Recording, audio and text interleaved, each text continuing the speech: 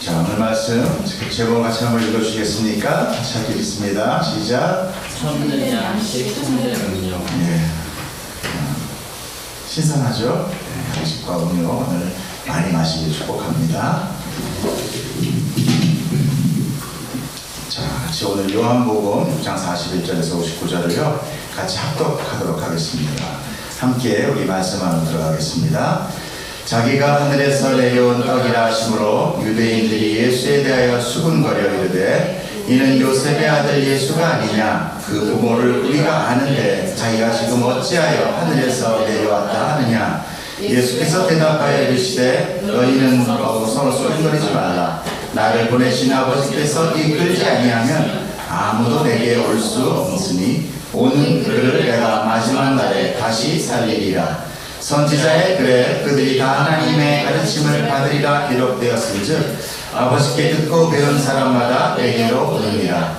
이는 아버지를 본 자가 있다는 것이 아니니라. 오직 하나님에게서 온 자만 아버지를 보았느니라. 진실로 진실로 너희에게 이르노니 믿는 자는 영생을 가졌나니 내가 곧 생명의 떡이니라. 너희 조상들은 광야에서 만나를 먹어서도 죽었거니와 이는 하늘에서 내려오는 떡이니 사람으로 하여금 먹고 죽지 아니하게 하시는 것이니라. 나는 하늘에서 내려온 살아있는 떡이니 사람이 떡을 먹으면 영생하리라. 내가 줄 떡은 곧 세상의 생명을 위한 내 살이니라 하시니라. 그러므로 유대인들이 서로 다투어 이르되 이 사람이 어찌 능히 자기 살을 우리에게 주어 먹게 하겠느냐. 예수께서 이르시되 내가 진실로 진실로 너희에게 이르노니 인자의 살을 먹지 아니하고 인자의 피를 마시지 아니하면 너희 속에 생명이 없느니라. 내 살을 먹고 내 피를 마시는 자는 영생을 가졌고 마지막 날에 내가 그를 다시 살리니 내 살은 참된 양식이요 내 피는 참된 음료로다. 내 살을 먹고 내 피를 마시는 자는 내 안에 거하고 나도 그의 안에 거하나니 살아계신 앞에서 나를 보내심에 내가 아버지로 말미암아 사는 것 같이 나를 먹는 그 사람도 나로 말미암아 살리라. 이것은 하늘에서 내려온 떡이니 조상들이 먹고도 죽은 그것과 같지 아니하여 이 떡을 먹는 자는 영원히 살리라. 이 말씀은 예수께서 가버나움 회당에서 가르치실 때에 하셨느니라. 아멘. 아멘. 오늘 혁이 전에 엄마 옆에 안 앉았네.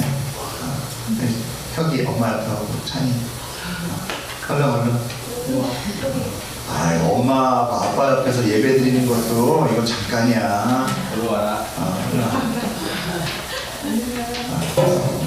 그래서 형이 오늘 뭐라 했어?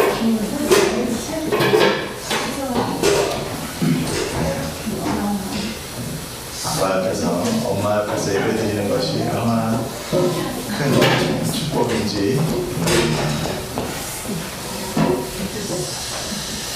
자, 우리 한번 옆 사람에게 이렇게 합시다. 사랑합니다. 고백합시다.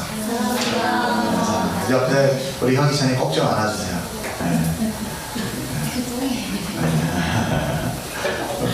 말씀도 전하지 않았는데 벌써 화가 났어.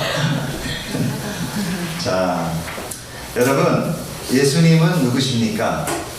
예수님은 하나님이시죠. 여러분 믿으시죠? 예수님은 이 모든 천지를 만드신 만군의 여호와 되십니다. 그러나 인간을 구원하기 위해서 그는 인간이 되셔야만 했어요. 인간을 대신하려면 인간이어야 되기 때문에 그렇죠?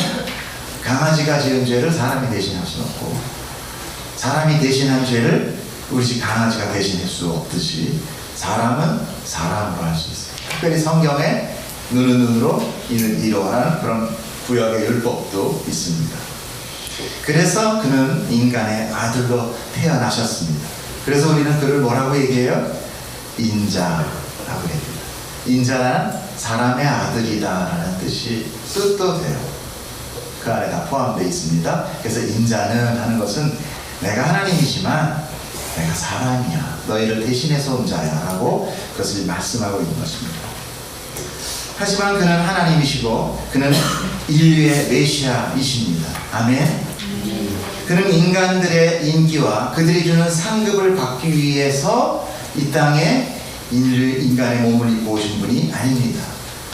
그는 죄와 사망으로 갇힌 인간을 해방시키기 위해서 오신 분입니다. 그렇죠? 자, 사람은 죄로 인해서 하나님의 나라, 즉 에덴 동산에서 쫓겨나서 세상으로 쫓겨나고 거기에 갇혀버렸습니다. 갇혀다는 건 결국 다시 하나님 나라 들어가지 못하는, 에덴으로 들어가지 못하는 존재가 되었다는 것이죠. 그래서 우리가 사는 이 세상은 사실은 에덴에서 쫓겨난 유배지와 같은 삶입니다. 그것이 이 세상입니다. 그런데 사단은 사람들이 세상에 그 하나님의 생명력이 끊겼다는 것, 이 세상이라는 것이 이거 쫓겨났다라는 것을 시간이 흐르면서 점차 기억을 없애버린 거예요. 그것에 또 갇혀있다는 것을 못 느끼게 한 거예요. 그것의 가장 큰 것이 뭐냐면 사람들이 좋아하는 것들을 여기다가 살짝 집어넣었다는 거죠. 자극적이고 또 뭔가 쾌락적인 겁니다. 그것이 성경은 뭐라고 하냐면 안목의 정욕이요 이생의 자랑이요 육신의 자랑이다 라고 얘기합니다. 우리 이 세 가지 안에 안 드는 사람은 사람이 아닙니다. 눈에 보고 싶은 거 사고 싶죠. 그죠? 그리고 또 내가 조금 더 자랑하고 싶은 거 그거 없으면 우리 죽은 사람이에요. 그죠? 또 육신의 자랑, 세상적으로 뭔가 더 많이 얻고 더 풍부하게 지내고 싶은 것들, 그런 것들은 기본적인 우리의 의식주와 같은 생리적 욕망입니다. 사람들은 그것을 붙잡고 채우기 위해서 자기의 본질과 목적, 즉 하나님이 우리를 창조한 그 본질과 목적을 잊고 살아가고 있어요. 마치 그것이 우리 인생의 모든 목적이요 삶의 이유라고 착각하면서 인류 전체가 지금까지 그리고 앞으로도 좀 더 발전하고 발전해서 아름답게 치장하고 만들어 놓을 거예요. 우리들이 보기 좋을 대로. 맞습니다. 이것은요 사단의 굉장히 성공적이고 효율적인 성공이었어요. 그의 승리입니다. 그런 사건입니다.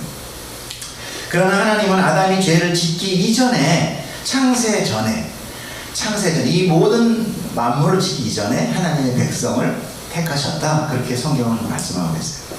그리고 그 택한 자들을 자기 아들 예수 그리스도에게 주셨다.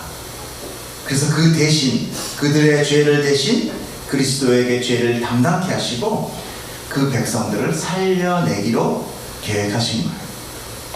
그래서 주님께서 요한복음 6장 17절에 보면 아버지께서 내게 주시는 자는 다 내게로 올 것이요 내게 오는 자는 내가 결코 내쫓지 아니하리라 이렇게 얘기하신 거예요. 그러니까 우리는 하나님이 정했기 때문에 이곳에 있는 거다. 아멘. 이것이 우리에게 큰 기쁨 되게 축복합니다. 우리는요 그냥 어느 날 원숭이가 이렇게 진화해서 어느 날 그냥 이렇게 버려져서 태어나는 자들이 아니라 하나님이 계획하시고 사랑하셔서 그 His story, 그의 모든 역사에 우리를 다 넣어서 우리를 위하여 당신이 사람의 옷을 입고 내려와 대신 죽고 우리를 살리신 그런 아주 귀한 분들이 모이는 것이 바로 이 교회인 것입니다. 자, 그렇다면 성경에서 이 오병이어의 사건을 통해서 자기들의 배부름을 위해서 찾아온 수많은 무리들, 예수님께서 말씀하세요. 너희들은 나를 보러 온 자가 아니라 너희가 먹고 배부르기 가달기다 라고 얘기했어요. 이적을 본 것도 아니고 표적을 본 것도 아니고 능력을 본 것도 아니고 그냥 너희의 만족, 와, 저 사람은 나를 만족하게 해줄 거구나, 나를 배불리게 해줄 거구나, 그것을 보고 찾아온 무리들. 그 무리들에게 예수님 자신은 너희들이 찾는 그 떡, 너희들을 배불리게 한다는 그 떡은 바로 나다. 내가 바로 하늘에서 내려온 떡인데 그 떡은 금방 다시 배고파지겠지만 나를 먹는 너희들은 배고프지 않을 것이다. 생명을 얻을 것이다 라고 이야기하고 있는 거예요. 그렇지만 이 무리들은요, 이 세상의 가치관과 육신, 이 몸의 가치관으로 고정되어 있는 눈을 가지고 있는 이 사람들은 예수 그리스도의 그 말씀을 이해하지 못하는 거예요. 전혀 알아듣지 못해요. 발견하지 못합니다. 그래서 오늘 말씀 시작이 수근수근수근수근해요. 수근수근. 뭐라고 수근됩니까? 야, 이르되 이는 요셉의 아들 예수가 아니냐. 그 부모를 우리가 아는데 자기가 지금 어디서 하늘에서 내려왔다. 내가 소영이라는데 내가 어디서 하는 거 다 아는데 갑자기 얼마 나타나면 내가 전사야. 이러면 이상하잖아. 그런 거예요 지금. 지금 계속 육신적인 눈, 자기 인생의 경험적인 눈을 보기 때문에 인류 메시아가 자기 눈앞에서 생명을 쏟아붓고 있는데도 전혀 못 느끼고 있다는 거죠. 내가 그 부모도 알고 저 예수가 어릴 때에 콧질질 흘리면서 자랐던 거 내가 다 봤어. 근데 무슨 하늘의 떡이야, 무슨 하늘에서 내려와. 그는 분명히 인간 맞아. 맞습니다. 그는 분명히 인간 예수만을 보고 있는 거예요. 지금 하늘의 하나님을 보지 못하고 예수를 보고 있는 거죠. 그러니 우리는 얼마나 감사합니까? 그때 그 사람들이었으면, 우리 그때 있었으면 우리도 사실 봤다라고 어떻게 보장할 수 있어요? 저희가 항상 얘기하지만 오늘 여기에 막 저기 저 역에 있는 노숙자가 와서 내가 예수 그리스도, 그럼 어떻게 믿어요? 똑같습니다. 우리도 똑같아요. 그러나 우리가 성경을 주신 이유는 바로 이런 거예요. 이제 우리는 누구예요? 그분 예수 그리스도를 믿는 자가 되었다는 거죠. 예수 그리스도를 하나님으로 믿는 자가 되었다는 거예요. 우리 영적인 눈이 뜨여지고 있었다는 거예요. 그래서 우리가 이렇게 성경을 보고 묵상하고 배우고 나아가는 거예요. 가장 큰 이유입니다. 생명을 볼 수 있는 자가 되는 거예요. 인간의 힘이 아닙니다. 자, 무리들은 이야기합니다. 당신이 메시아라면 모세와 같이 우리를 만나로, 하늘에서 내린 만나로 먹여서 배고프지 않게 배고픔을 해결해 주시오. 예수님 말씀하시죠. 만나 그거 모세가 준 거 아니야. 그 하나님이 주신 거야. 그리고 그 만나는 상징이야. 그것이 너희의 생명을 살리는 것은 아니다. 그러니까 수건대고 그렇게 뒷담화치지 말아라. 그 얘기야. 내게 오는 자는 자기 뜻으로 올 수 있는 자가 아닙니다. 라고 얘기하십니다. 우리 교회에도 수군되는 자들이 있습니다. 생명의 말씀이 퍼지고 여기에 진리가 있다고 하지만 늘 교회 안에도 시기와 질투와 수줍음거림과 분냄과 파당과 이런 인간의 죄된 모습들, 이런 것들이 있습니다. 더군다나 그들의 가장 오사는 뭐냐면 내가 진리를 쥐고 있다는 거죠. 오히려 사람들이 믿음 없고 신앙 가운데 성숙하지 못해서 선포되는 그런 많은 것들, 그런 죄된 어떤 쓰레기 같은 어떤 그 그림자들을 그들은 수용하지 못하고 있는 것입니다.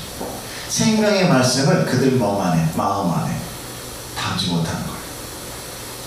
어쩌면 그들은 생명을 받지 못할 자들일 수도 있다는 거예요. 버거운 거예요. 하나님 택한 자가 아니면요, 하나님의 말씀이 내 안에서 튀겨나갑니다. 버거워요. 받아주질 않아요. 내 영혼이 우리 사람의 영혼이 하나님의 영혼을 튀겨냅니다. 그리고 자기가 가질 수 없는 거기 때문에 트집을 잡아요. 그러니까 제가 볼 때는 구원의 어떤 시각도 하나님의 시각이 있지 않나 생각합니다. 그러나 그 사람이 지금 당장 그렇다고 해서 구원 못 받는 자라고 우리가 단언할 수는 없잖아요. 그렇죠? 예수를 엄청 핍박한 사람도 죽기 전에 예수를 영접하고 돌아가신 분도 있어요. 그러니까 하나님의 시각 안에서 그가 어느 때에 나를 받아들일 수 있는가가 결정되어 있는 것 같아요. 많은 트집들을 잡니다. 트집하고 수군거립니다. 지금 유대인들이 그런 상황을 벌이고 있는 거예요. 유대인들이라고 전체가 다 예수를 안 믿는 건 아닙니다. 메시아닉 주라고 해서 유대인 중에서도 예수 그리스도를 믿는 이렇게 뭐랄까요, 회개된 사람들이 있습니다. 자, 이렇게 지금 당시에는 유대인들이 예수님 말씀 알아듣지도 못하고 그냥 하나님 앞에 그 살아있었던 그 예수, 그 동네에서 살던 예수가 하늘에서 내려왔다니 생명이 떠들이라니 이런 이야기들이 굉장히 버거운 거예요. 부담스러운 거예요. 그렇기 때문에 그 사람들이 예수 그리스도의 태생을 들고 나옵니다. 저 사람 내가 안다. 말씀하십니다. 예수께서 대답하여 이르시되 너희는 서로 수군거리지 말라. 나를 보내신 아버지께서 이끌지 아니하면 아무도 내게 올 수 있는 자가 없다. 여기서 우리가 또 하나님의 주권적인 택함을 우리가 볼 수 있습니다. 그리고 그를 내가 마지막 날에 다시 살리리라. 그리고 뭐라고 합니까? 선지자의 글에 그들이 다 하나님의 가르침을 받으리라 기록되었은즉 아버지께 듣고 배운 사람마다 내게로 오느니라. 여기서 이 말씀 가운데 굉장히 신학적인 택하심의 원리, 그리고 그 바탕 위에 인간의 노력과 책임이 있다는 것까지도 엿볼 수가 있어요. 분명히 하나님이 택하십니다. 그렇죠? 자기가 원해서 올 수 없다고 나와 있어요. 그런데 45절에 보면은 선지자의 글에 그들이 다 하나님의 가르침을 받으리라 기록되었고, 그렇게 가르침을 받은 자는 하나님께 나온다라고 했어요. 그렇죠? 그러니까 지금 일방적인 구원보다 주권적인 구원 안에 인간의 어떤 가르침과 변화와 돌이킴에 의하여 나아가는 행위적인 노력도 분명히 있다라는 것을 우리가 이 말씀 안에서 알 수 있어요. 그렇기 때문에 우리가 주님의 말씀을 매주 이렇게 2번씩 듣고 있는 것입니다. 하나님의 가르침을 받아 삶으로 살아내기 위한 거예요. 우리 솔직히 설교를 항상 듣지만 설교 내용이 그렇게 다른 거 있나요? 어떤 설교를 다 봐도 다 예수 그리스도와 십자가로 끝납니다. 어쩌면 다 알아요. 근데 여러분들 항상 들을 때마다 열심히 들어주는 우리 성도님들이 최고예요. 어? 너무나 뻔한 스토리도 항상 결말은 똑같습니다. 그런데 우리 매일 이렇게 들어야 돼요. 매주 들어야 되고 매일 묵상해야 되는 이유가 뭐겠어요? 바로 그 말씀이 있는 것입니다.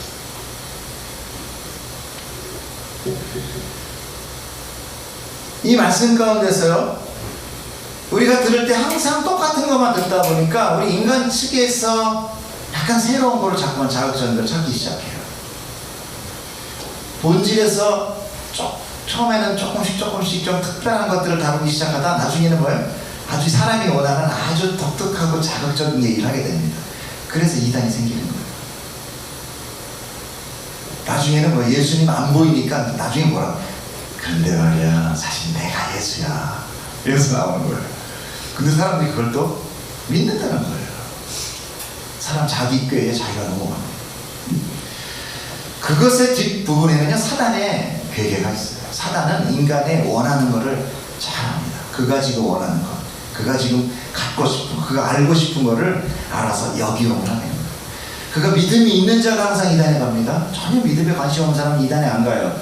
믿고 믿는데 하나님이 안 보여요. 예수님이 안 보여요. 느껴지지가 않아. 좀 느꼈으면 좋겠다. 인위적인 느낌. 그걸로 이단에 꼬시는 거예요. 내가 예수야. 내가 예수야. 이적도 막 이렇게 서로.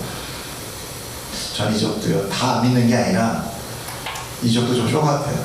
제가 아는 친구 하나가 그 친구의 친구가 반신불수라서 이 휠체어를 탄대요. 이적 행하는 유명한 목사님한테 갔대요. 맨 앞에 자리에 앉아서 3시간 전에 앞에 와서 앉아있었대요. 오늘 이렇게 세우려고. 근데 그 옆에 있는 다른 사람만 불러대고 세우고 얘는 안 부르더라고요. 바로 앞에 있는데 실망하고 돌아왔다. 쇼 같다. 아는 사람끼리 서로 해가지고 일어나라. 그 사람들은 벌떡벌떡 일어나서 할렐루야 이러는데 손 드는데도 이렇게 가서 나오십시오. 이렇게 그 안 부르더라는 거예요. 모르겠습니다. 우리가 그 이적을 다 믿을 수는 없어요. 하나님은 하실 수 있으신 분이에요. 아멘. 우리가 하나님을 제한할 수는 없는 것입니다. 그러나 우리 안에 좀 더 자극적이고 좀 더 새롭고 좀 더 신선하고 좀 더 뭔가 정말 독특한 거 뭐 없나? 그런 거 뭐 없나? 예수 십자가 너무 들었어. 그런 거 말고 좀 더 없나? 이렇게 나가다 보면 우리가 사단에 의해서 넘어질 수 있는 거예요. 오히려 진리는 평범해요. 1 더하기 1은 2입니다. 진리는 평범해. 물을 위에서 아래로 흐릅니다.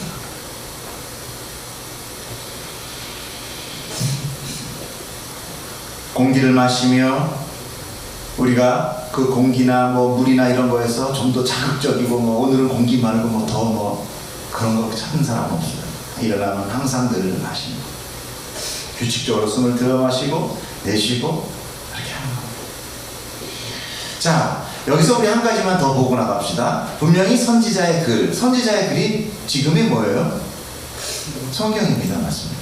자, 성경은요 왜 쓰여졌다고 여러분 생각하십니까? 성경은 누구를 위해 쓰여졌다고 생각하십니까? 맞습니다. 하나님의 백성, 성도들을 위해서 쓴 거예요. 성경이 모든 사람에게 다 주어졌지만 다른 사람 받지 않아요. 아니, 받지 못해요. 하나님의 백성들만 성경 말씀 안에 들어가게 돼 있어요. 만약에 우리가 하나님의 일방적인 택하심으로 끝이라면 뭐하러 이 기나긴 성경, 구약부터 신약까지 요한계시록이 왜 필요하고요? 하나님의 창조와 택하심과 그런 모든 언약 같은 긴 이야기가 왜 필요해요? 그렇잖아요. 그냥 인형 뽑기 하듯이 어느 날 그냥 마지막 날에 넌 살았어. 끝. 그리고 너희들 다 불지옥으로. 이러고 끝나는 거잖아요. 하나님인데. 더군다나 우리가 이 성경을 정말 알아야 되는 것 같으면은 죄된 몸 말고 우리가 죽어가지고 천당 가봐. 우리 찬이같이 그냥 3D 막 영화관에서 막 실제같이 막 느껴지면서 막 4D 막 7D 막 이렇게 하면서 그런 영화를 보여주면 금방 알아볼 건데 뭐하러 이런 무슨 히브리어, 헬라어 우리가 알지도 못하는 이집트나 뭐 이런 애굽 땅에 이런 중동 지역에 있는 문화를 우리가 막 굳이 알아가면서 왜 성경을 봐야 되느냐? 왜 이렇게 어려운 것으로 우리가 나아가야 되느냐? 이런 거에 대해서 우리가 한번 고민할 수 있습니다. 우리의 구원은요 하나님의 택하심으로 믿음이 생겨요. 맞습니까? 믿으십니까? 네. 우리가 스스로 하나님 앞에 갈 수 있다고 그랬어요? 없다고 그랬어요? 아무도 나에게 돌아 스스로 오는 사람 없다고 그랬어요. 그러면은 하나님의 택하심으로 우리 안에 믿음이 생깁니다. 자, 그 우리 안에 믿음이 생기면 인간 측에서의 믿음의 고백으로 뭐가 돼요? 구원이 돼요. 보겠어요. 한번 읽어볼게요. 시작. 사람이 마음으로 믿어 의에 이르고 입으로 시인하여 구원에 이르리라. 아멘. 아멘. 하나님이 우리를 택하시지만요 하나님은 굉장히 인격적이십니다. 하나님은 사랑의 하나님이에요. 너 오늘 일로 와.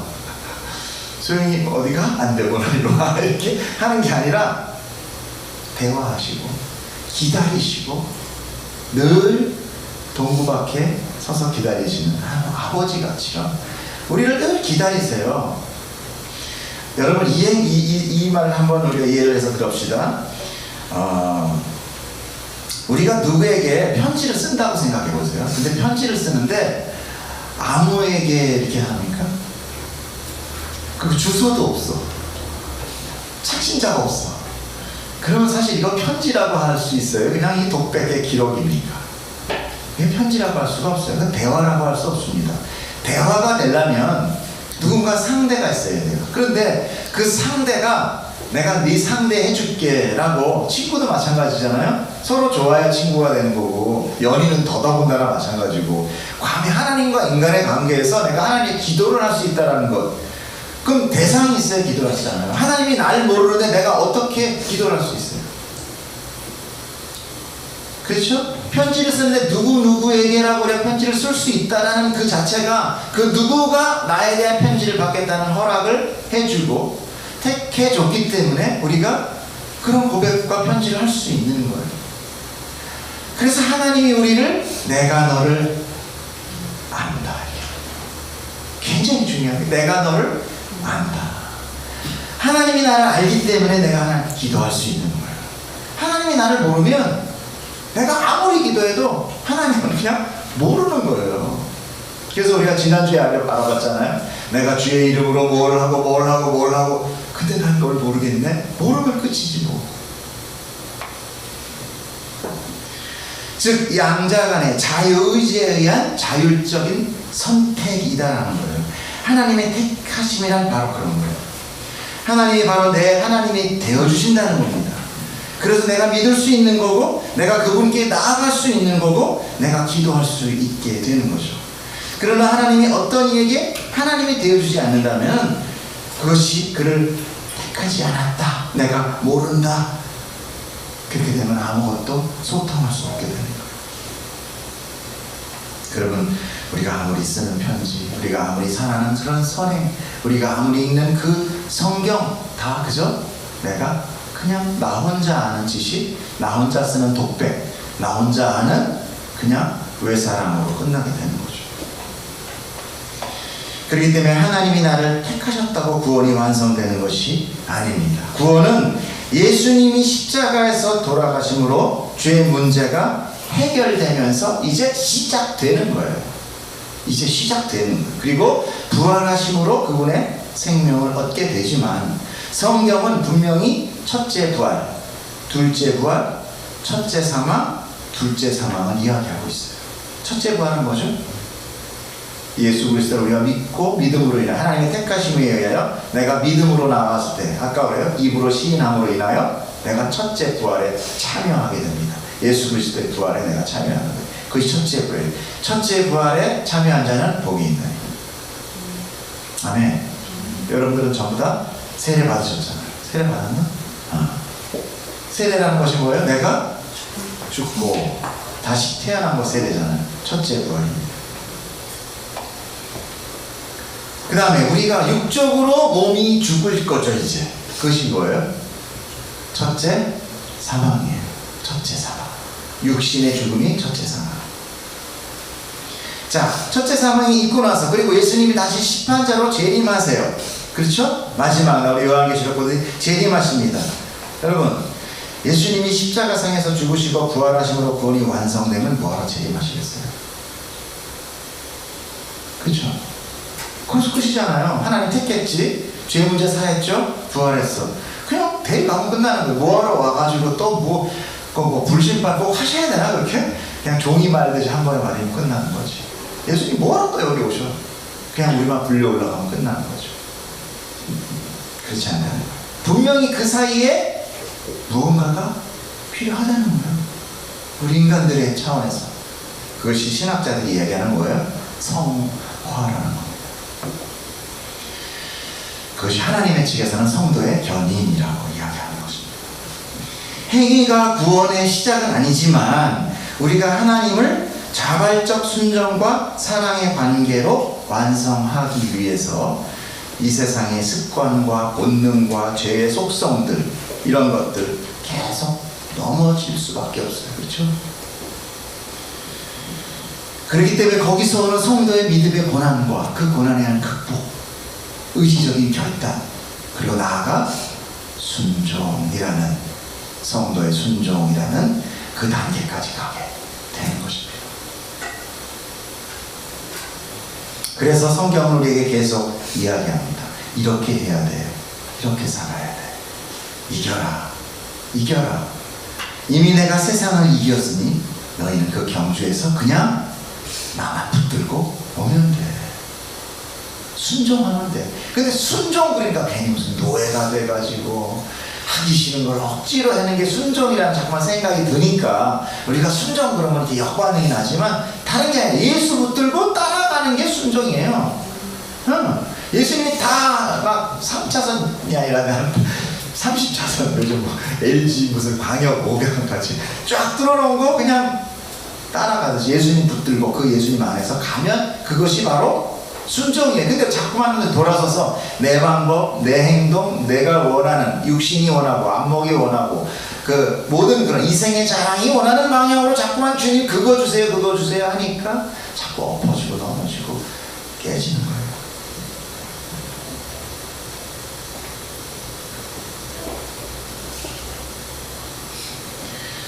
자, 그러나 그 말씀을요, 지식적인 알미나 긍정적 감정의 표현으로, 그러니까 성경 말씀을 우리가 지식의 알미나 그런 감정의 표현으로 그친다면 그것은 우리 성도와는 전혀 관계없는 말씀이 되고 맙니다. 그것이 바로 이 세상이 주는 나의 배부름이라는 거예요. 썩을 양식. 성경 역시도 나의 순종으로 나아가는 하나님의 말씀으로 받는 것이 아니라 내가 하나님을 지식적으로만 알겠다, 순종으로 나아가지 않는, 행위적으로 따라가지 않는, 그런 결과가 되지 않는, 내가 그냥 깨달음으로 그치는, 그거는 바로 뭐냐면 내가 나의 지식적인 만족으로 그치는 거기 때문에 그것을 보고 뭐라고 그러냐면 바로 썩어질 양식, 나의 배부름이라고 얘기하는 것입니다. 그래서 예수 그리스도가 아까 말씀하신 대로 이야기하신 거예요. 선지자의 글에 그들이 다 하나님의 가르침을 받으리라 기록되었은즉 아버지께 듣고 배운 사람마다 내게로 오는데 이는 아버지를 본 자가 있다는 것이 아니라, 아버지를 자기들이 봤다는 것이 아니라 오직 하나님에게서 온 자다. 하나님이 택한 자다. 하나님이 택해서 나에게 보낸 자다. 그들은 말씀을 통하여, 순종을 통하여 아버지를 보게 된다. 즉 예수 그리스도를 통해서 아버지를 보게 된다는 거예요. 듣고 배운 사람마다 라고 나오는, 이 듣고 배운 사람마다 나오는 이 말씀은요, 헬라어로 아쿠오 만사노라는 뜻이에요. 듣고 배우다. 아쿠오 만사노라는 얘기인데, 이 의미는요, 아쿠오는 청취하고 깨닫다 이런 뜻이에요. 우리가 보통 지금 성경을 읽고 듣고 하는 거 똑같은 거예요. 근데 만사노라는 것은요, 사용과 실행을 통해서 배워서 습관이 되다라는 뜻이에요. 그러니까 지금 배웠다라는 것 하나, 듣고 듣기는 들어. 근데 배운 게 내가 그냥 알고 끝나는 것이 아니라 이게 내 몸 안에 습관이 돼야 된다는, 그 얘기를 지금 하고 있는 거예요. 나도 모르게 배워진 것, 그것이 바로 아버지께 듣고 배운 사람인 거예요. 그들만이 예수님께 나올 수 있다는 거예요. 자기가 지식으로 안다고 해서 절대 예수님께 나오지 못해요. 돌도 예수님 잘 알아요. 그러나 예수님 앞에 나오지 못합니다. 거기에 제사장과 종교 지도자들은 예수님이 말씀하시는 그 성경들 다 달달달달 외우는 사람들. 그들은 예수님께서 영생을 위해, 영생을 얻기 위해 나온 것이 아니라 그들은 어떻게 해요? 예수 잡아 죽이러 나온 거예요. 자기들의 뭐라고 할까요? 그런 기득권을 빼앗길지 모른다는 그런 위협감.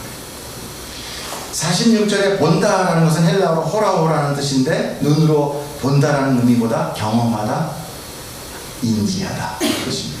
하나님께서 온 자란 하나님께 있는 자, 즉 그 안에 존재하는 자라는 의미예요. 그렇다면 그는 누구예요? 예수 그리스도밖에 없어요. 즉 예수 그리스도가 하나님을 봤기 때문에 너희가 내 안에 들어오면 내 알을 통하여 너희도 알 거야, 이걸 얘기하는 거예요. 이해가 가세요?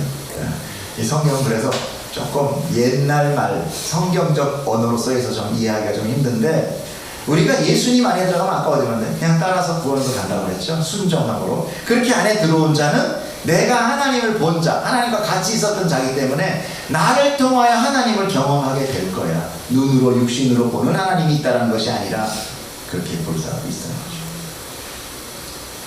거죠. 47절 보겠습니다. 진실로 진실로 너희에게 이르노니 믿는 자는 영생을 가졌나니 내가 곧 생명의 떡입니다. 정말 이 말씀은 엄청난 거예요. 자신이 떡이라는 것이. 우리 한국 환경에서는요, 떡은요 좀 간식 같아, 그죠? 특별한 날에만 먹습니다. 그래서 이게 떡이다 그러면 좀 마음에 와지 않는다. 사실은 이게 떡이 아니라 밥이어야 돼. 밥. 한국에서는 밥이야. 나는 생명의 밥이다. 밥 안 먹으면 굶어 죽잖아. 떡은 아니란 말이야. 밥이어야 돼. 너희가 먹는 밥은 다시 배고파져서 아침, 점심, 저녁 하루 3번씩 먹지. 나는 그런 너희의 배를 불리는 밥이 아니라 생명을 주는 밥이다. 다시 9절 보겠습니다. 너희 조상들은 광야에서 만나를 먹어서도 죽었거니와 이는 하늘에서 내려오는 떡이니 사람으로 하여금 먹고 죽지 않게 하는 것이다. 봐라, 너희 조상들이 만나를 먹었다고 하지만 지금 살아있는 사람 누가 있어? 다 죽었어. 다 죽었어. 생명의 떡을 먹지 않는 사람이면 다 죽는 거야. 51절 볼게요. 나는 하늘에서 내려온 살아있는 떡이니 사람이 이 떡을 먹으면 영생하리라. 내가 줄 떡은 곧 세상의 생명을 위한 내 살이니라 하시니라. 이게 쇼킹적이고, 이것 때문에 다른 사람들이 기독교를 식인종 종교라고 그러는 거예요. 다른 거 뜨거운 거.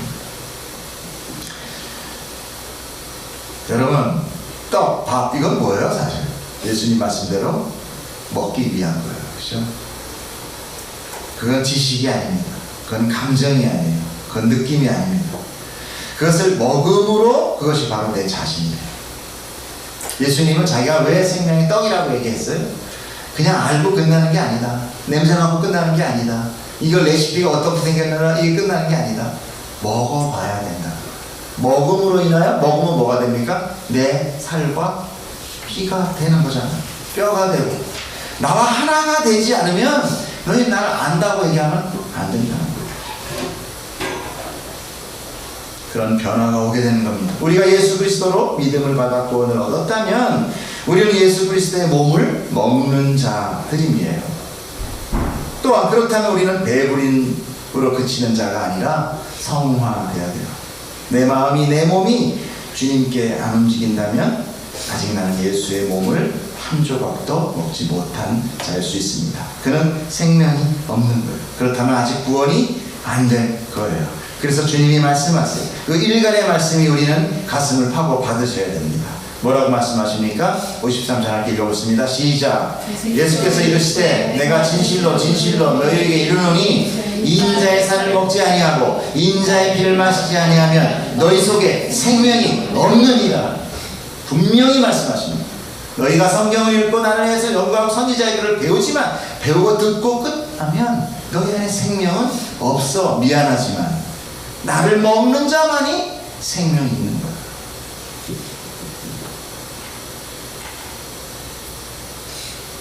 내 안에 교만이 있으면요 성경은 절대 내 안에 들어오지 않습니다. 교만은요 악한 사람한테만 있는 게 아니에요. 교만은 오히려 성향이 상당히 온유한 사람들에게 있다는 거 아십니까? 온유하다기보다 자기의 내공이 강한 사람들, 오히려 자기의 성격이 표출되는 사람들은 약한 사람들이에요.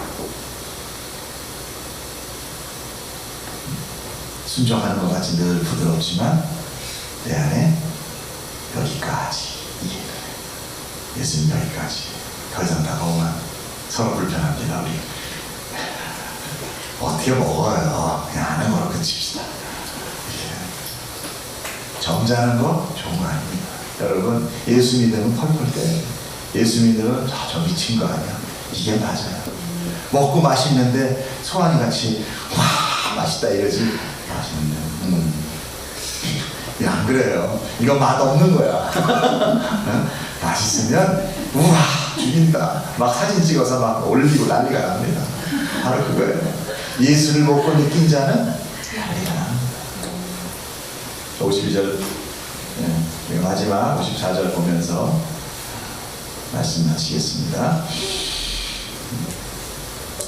이게 뭐죠? 54절 같이 읽게요. 내 살을 같이 한번 쭉 읽읍시다. 내 살을 먹고 내 피를 마시는 자는 영생을 가졌고 마지막 날에 내가 그를 다시 살리리니 내 살은 참된 양식이요 내 피는 참된 음료로다. 내 살을 먹고 내 피를 마시는 자는 내 안에 거하고 나도 그 안에 거하니 살아계신 아버지께서 나를 보내시네. 내가 아버지께로 말미암아 사는 것 같이 나를 먹는 그 사람도 나로 말미암아 살리라. 이것은 하늘에서 내려온 떡이니 조상들이 먹고 죽은 그것과 같지 아니하여 이 떡을 먹은 자는 영원히 살리라. 아멘. 오늘 우리가 이 떡을 먹고 영원히 사는 자 되기를 축복합니다. 오늘 이 믿음으로 우리가 떡을 먹은 자 맛있다니까요. 난리가 납니다. 오늘 제가 한번 블로그들 볼 겁니다. 이 떡을 먹고 이야 기가 막힌 떡에 대해서 여러분들 축복하는 서로 나누는 그것이 전도예요. 굳이 내가 말씀 애워서 사형리 외워서 하는 게 아니라 먹어보고 맛있으면 어떻게 친구한테 너도 먹어봐. 이거 어떤 건데 몰라. 아무튼 먹어봐. 기가 막혀 이러잖아요. 카페 좋은 데 나타났어. 야 가봐. 거기 분위기 끝나죠. 먹어보고 느낀 자만이 예수를 하고 그 안에 뭐가 있다고요? 생명이다. 기도하겠습니다. 사랑의 하나님 감사합니다. 우리가 예수님을 머리로만 알고 그치는 것이 아니라 진정 하나님 당신을 먹고 마신 같이 당신은 내 안에 내 영혼이 당신의 그 참 생명을 느끼는 자 되기를 원합니다. 오늘 이 말씀을 들은 우리 그 사랑 가족 오늘 다 하나님 안에 먹고 마시는 자 그리하여 우리 안에 생명 있는 자 되기를 축복하여 주시옵소서. 감사하며 예수님 이름으로 기도 올립니다. 아멘. 같이 헌금 하겠습니다. 우리 지은 다음에 앞으로